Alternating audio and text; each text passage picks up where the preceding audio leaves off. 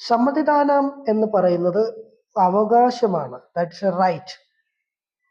At the same time it's a responsibility. സമ്മതിദാന അവകാശം അവകാശമായിരിക്കുമ്പോൾ, പൗരന്റെ അവകാശമായിരിക്കുമ്പോൾ തന്നെ രാജ്യത്തെ പൗരൻ എന്ന നിലയിൽ അത് ചെയ്യുക എന്നത് എൻ്റെ റെസ്പോൺസിബിലിറ്റി കൂടിയാണ്, എൻ്റെ ഉത്തരവാദിത്വത്തിന്റെ ഭാഗം കൂടിയാണ്.